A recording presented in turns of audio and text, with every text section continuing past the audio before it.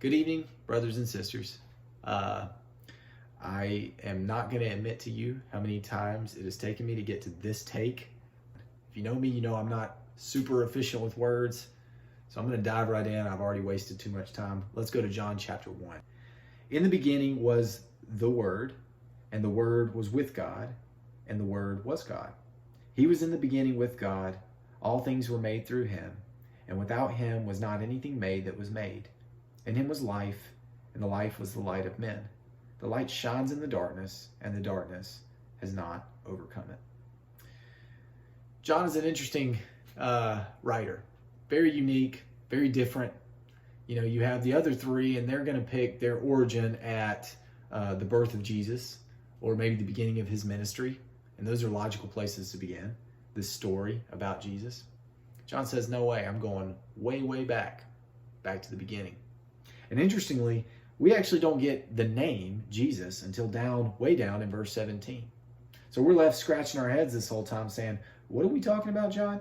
The Word who actually is a he, a person. And so you're reading through, you're scratching your head, you're saying, why are you speaking this way, John?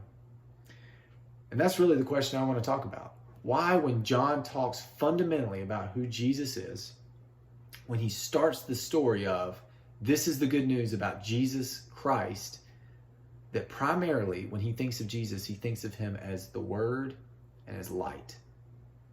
What does that mean exactly? Well, let's talk about how I'm using words right now.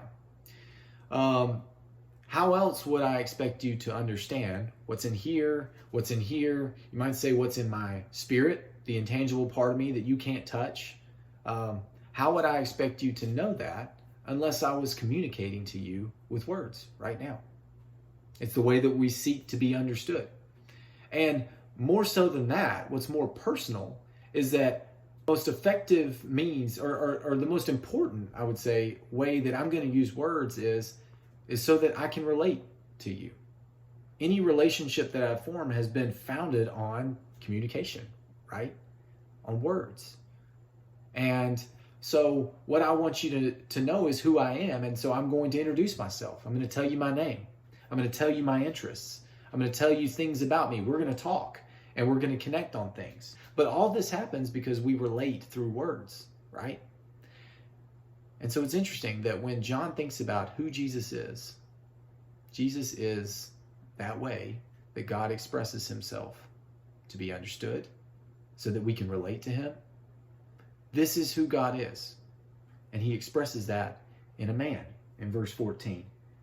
The Word becomes flesh and dwells among us so that we can see his glory, the glory of the only Son from the Father, full of grace and truth. He's full of what? Grace and truth. And guess what? Of that fullness in verse 16, we've all received. He didn't have to give us of his fullness. He didn't have to express himself to us and so that we could know him. He didn't have to. He could have said, well, I hope you guys can figure it out yourselves. Why don't you know me? Right? Why do you keep moving further and further away from me? Despite having what? In verse 17, revealing himself through the law, right? Wasn't that words that he gave to be understood, to be known? And wasn't his whole purpose of the covenant relationship to have a people who knew him, and by knowing him, they could be like him. And if they were like him, the world could know him and know his character. Problem was that Israel didn't know him, no matter how hard God tried. But thankfully, God didn't stop there. He gave us Jesus, which is grace upon grace, grace stacked on grace.